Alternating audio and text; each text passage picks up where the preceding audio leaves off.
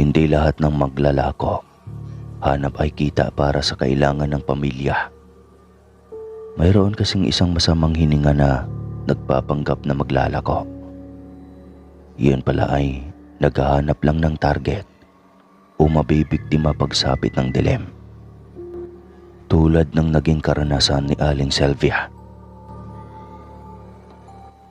Isang maglalako ng tahong na noon na maaga pa at malayo ay maririnig na ang sinisigaw nito na kanyang itinitinda. Tahong, tahong, tahong kayo dyan, murang-mura.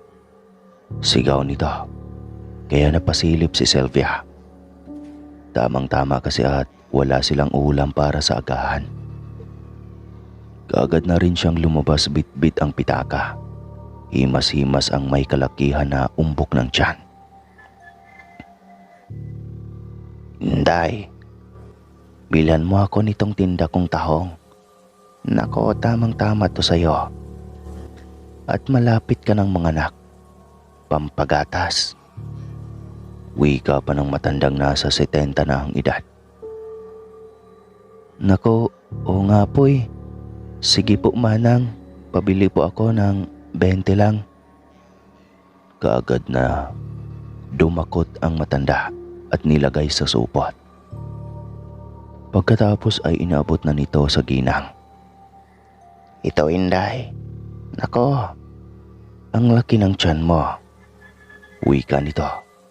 Sabay himas sa tiyan ng ginang na ikinagulat ni Sylvia. Hindi man lang niya napaghandaan iyon.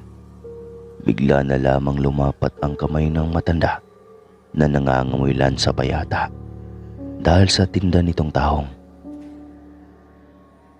Ngunit hindi man lang nakapagreklamo ang ginang. Nang tignan niya ito sa mukha ay tila biglang nawala ang inis niya at hindi niya alam kung bakit kakaiba ang ngisi nito. Pagtalikod ng matanda ay tsaka lang nakaramdam ng pagkainis si Sylvia sa matanda. Bubulong-bulong ito sa hangin habang pumapasok sa loob ng kusina ng bahay. Bakit ka nagmamaktol, mahal? Para kang batang nagdadabog utusan. Wika ng asawa nito. Nakangisi ito na tila aliw na aliw sa mukha ng asawang hindi maipinta ng mga sandaling iyon. Kasi nakakainis yung matanda. Alam niyang marumi at mabaho yung kamay niya. Hinimas ba naman sa tiyan ko? Kwento nito. Sinipat pa nito ang damit kong namantsahan ba o ano. Naku, akala ko kung ano na eh. Baka lang naman naaliw sa umbok ng iyong tiyan. Wika lamang ng kanyang asawang si Badong. Nagbihis na lamang ng kanyang duster bago sinimulan ang pagluluto ng ulam. Wala namang kakaiba siyang nararamdaman ng mga sandaling iyon. Sarap na sarap pa siya sa paghigop ng sabaw ng tahong na sinasabing pangpagatas na siyang kailangan ng batang ilang buwan na lang ay isisilang na niya. Damihan mo, mahal. Mabuti yan at may naglalako na dito ng tahong. Lagi tayong bibili niyan para hindi magwala ang ating panganay dahil walang may masipsip na gatas. Wika ng asawa nito. Sabik na itong makita ang kanilang anak. At ganoon rin naman siya. Kakaibang pakiramdam ng nagdadalang tao. Lalo na kapag panganay. Maraming hindi alam. Maraming pag-aalinlangan. Ngunit higit sa lahat ay nananaig ang pagiging sabik na makarga ito. At marinig ang nakakaaliw na pag-iyak dahil gustong dumede. Matapos nilang mag-almusal ng sabay, ay nagpaalam na ang asawa na pupunta ng Ilaya kung nasaan ang kanilang sakahan. Binilin pa ng asawang si Sylvia na dalhan siya nito ng hilaw na pinya. Tumango naman ito dahil marami silang ganoon sa kanilang bukid. Mag-aalisin ko pa lang ng hapon nang biglang naramdaman ni Sylvia na tila humihilab ang kanyang tiyan. Siya lang mag-isa sa bahay kaya nabahala ang ginang. At baka kung anong nangyayari sa kanyang anak sa loob ng tiyan. Unang pagbubuntis pa lang kasi niya kaya salat pa siya sa kaalaman. Lumabas na muna siya ng bakuran para silipin kung paparting na ba ang asawa. Hapon na at dapat sa ganong oras ay nasa bahay na iyon. Uupo na sana siya sa silya na nasa kanilang bakuran nang biglang may dumaang malaking ibon sa kanyang uluhan. Napakunot ang kanyang noo. Agila ba yon? Aba at may agila pala dito sa lugar nila ba daw? Tanong niya sa sarili na ang tinutukoy ay ang kanyang asawa. Nilalaro-laro pa ng kanyang paang nakausling maliit na bato sa bakuran habang nakatanaw sa daanan ng asawa. Sinusubukan ng kanyang paa na tanggalin iyon mula sa pagkakabaon sa lupa. Nang bigla ulit niyang marinig ang pagaspas ng malaking pakpak ng ibon. Kaya muli na naman niyang tiningala. Subalit lakon gulat niya nang marinig ang huni nito. Wakwak ang huni, gayong hindi naman ito uwak. Maliit lang ang uwak. At di hamak na 3 doble ang laki nito kaysa sa ordinaryong mga uwak. Naalarma na siya ng tila nagbabadya pa itong bumulusok pababa kung saan siya naroon. Kaagad niyang kinuha ang kaninang bato na nakausli sa lupa. Nang makuha niya iyon ay kaagad niyang binatosa nilalang. Napakaswerte pa yata niyon at tumama ito sa ulo ng nilalang. Kaya bumulusok ito pabalik sa itaas.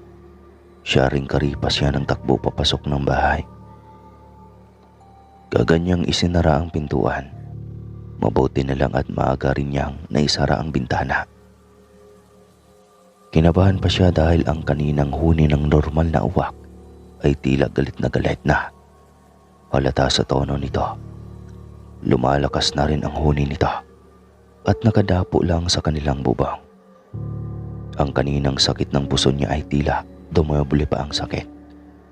Duda niyang inaaswa nga siya nang nasa taas ng bubong at wala man lang may makakatulong sa kanya ng mga sandaling iyon. Sinilip niya sa berha kung mamamataan ba niya ang kanyang asawa. Ngunit wala pa rin. Nakailang taas na ang kanyang leeg. Ano bang nangyayari sa lalaking iyon? At tila walang pakialam sa akin. Tanong niya sa sarili na umiiyak na sa takot. Tinatawag na rin niya ang kanyang ina at ama. Napagtanto rin niya ang sobrang hirap ng buhay na malayo sa pamilya. Subalit kailangan niyang magpakatapang. Hinawakan niya ang kanyang tiyan at hinimas-himas. Iyon lang talaga ang naisip niyang gawin habang humihilab ito. Ilang sandali lang ang lumipas nang marinig niya ang pag-ubo ng asawa. Biglang nawala kaagad ang takot niya sa dibdib. Napansin rin niyang wala na ang huni ng wakwak sa bubong. Marahil ay lumipad na paalis dahil nakikita nito na nariyan na ang kanyang asawa. Mahal, anong ganap? Bakit ang tahimik mo dyan? Lowbat ba ang radyo mo? Bakit hindi umiere si Kulafo? Tapos na ba? Sunod-sunod na tanong ng kanyang asawa habang itinatali ang alagang kalabaw sa likod ng kanilang bakuran.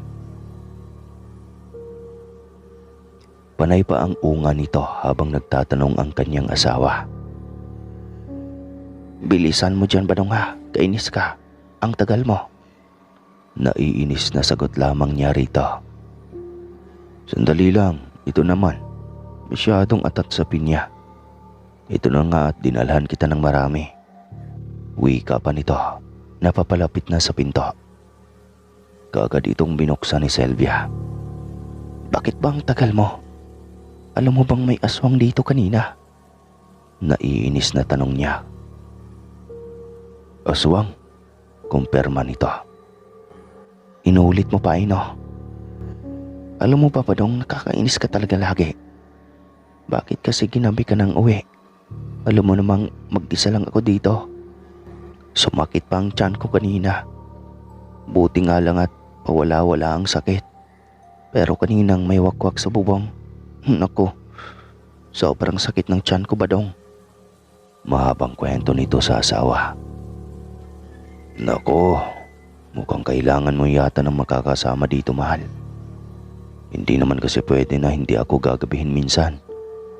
Tulad ngayon, kailangan ko nang anihin ang pananim kong sitaw para maibenta na bukas.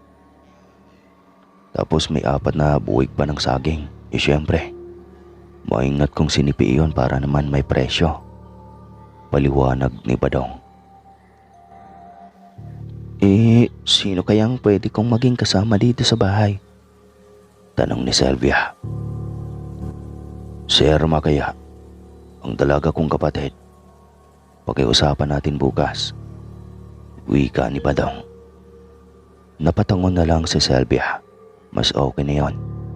Tamang-tama at bakasyon ng mga ito sa pag-aaral. Kaya hindi na siya mababagot sa maghapong laging nakatikop ang bibig dahil walang kausap. Maaga pa lang ay narinig na nila ang maglalako ng tahong sa harap ng kanilang bakuran. Talagang hindi ito umalis hanggat hindi magising at magkabili sila Sylvia. Kaya bumangon na lang din ang mag-asawa. Ang aga mo naman po Manang. Nakapikit pa ang mata na tanong ni Sylvia habang naglalakad palabas ng bakuran. Oo, para sariwang-sariwa ang tahong na maluto niyo. Masayang tugon nito. Umorder ang ginang ng 20 pesos ulit. Kaagad itong dumakot ng tahong at inilagay sa supot ng may napansin si Sylvia na bukol sa noo ng tindera. Na paano yang noo mo Manang? Tanong niya rito. Ngunit hindi kaagad sumagot ang ginang. Pagkus ay dumapo ang mga mata nito sa bato na siyang ginamit ni Sylvia ng gabing iyon para ibato sa malaking uwak na bubulusok sana patungo sa kanya. Napakunot ang noo ni Sylvia habang sinusundan ng tingin ang mga mata ng babae. Bigla tuloy dumaloy ang duda sa isipan ni Sylvia.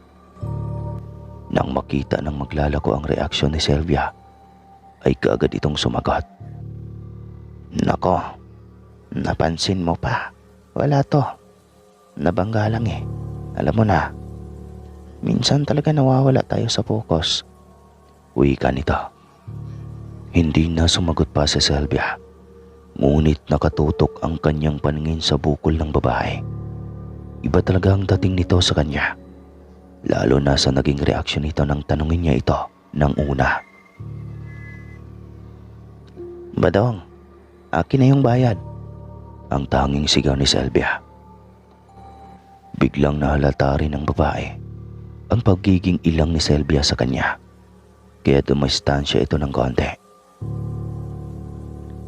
Pag-alis nito ay pumasok na kaagad si Sylvia sa loob ng bahay. Nakasunod lang sa kanya si Badong. Bit-bit ang tahong na inabot sa kanya ng asawa. Badong, wala ka bang napansin na kakaiba sa babaeng iyon? Tanong niya sa asawa. Yung bukol ba? Malamang ay clumsy, kaya nagkaroon yon. Wala sa sariling wika ni Badong. Bukod doon, ano pa? Sambit ni Sylvia. Meron pa ba? Parang wala na. Tabingi ba ang ilong niya o duling ba ang mata niya? Seryoso pa ring wika ni Badong kahit pa alam na ng asawa na nagbibiro na ito. Ewan ko sa'yo, Badong. Nakakairita ka talaga. Hindi mo ba napansin? Kakaiba siya tumingin. Para siyang aswang. Patanong na saad ni Sylvia. Ala, ang bigat na paratang yan, asawa. Huwag kang ganyan. Wika ni Badong rito. Napabusangot na lang din si Sylvia. Nalinis na niya ang nabiling tahong para lutuin. Inaalo pa siya ng asawa nang makitang tinutopak siya. Sinabi nito na wag nang mapraning dahil mamayang hapon ay susunduin nila ang kapatid ni Badong na dalaga. Hindi naman nahihirapan na magpaalam si Badong sa magulang. Nag-aalala rin ang mga ito para sa manugang na laging nag-iisa lang sa bahay at malaking bagay na magkasama nito ang kanilang anak na dalaga. May ipinadala din itong buntot page. Mabisa daw iyon na pangontra sa aswang. Kaya binitbit na rin iyon ni Badong pauwi. Kaagad niya itong ibinigay sa asawang si Sylvia at sinabing kakailanganin niya iyon kapag may masamang aswang na aaligid.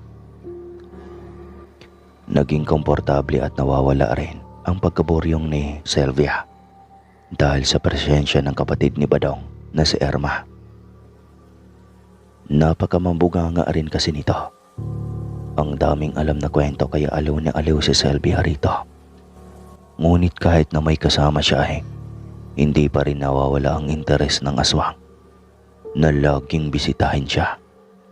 Dahil nasa bubong na naman niya ito at malinaw na galit habang humihingi. Merma, andyan na naman yata ang aswang. Wika ni Sylvia ng pabulong sa hipag. Narinig ko yun, ate. Anong gagawin natin? Tanong nito.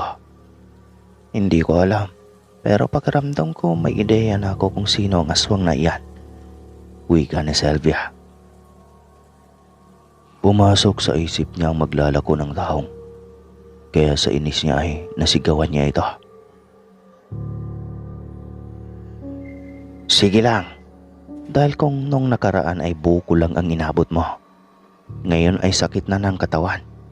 Sigaw niya rito. Biglang tumahimik ang huni. Ngunit ilang sandali lang din. Dahil ang kanina'y nasa bubong ay nasa harap na ng bintana. Kinakaluskos na ito na tila ba mas lalong nagalit at gusto pa nitong buksan ang bintana. Saktong dumating si Badong at nakita ito. Kaagad na binitawan ni Badong ang kalabaw na hila-hila at kaagad na dinukot sa kaluban ang nakasukbit na itak sa kanyang gilid. Putik kang aswang ka! Ngayon ay mahuhuli na kita! Gigil na wika ni Badong. Kuya Badong, ito ang buntot pagi, hampasin mo. Wika ni Irma at kaagad na hinagis nito sa kuya mula sa maliit na sewang ng pintuan.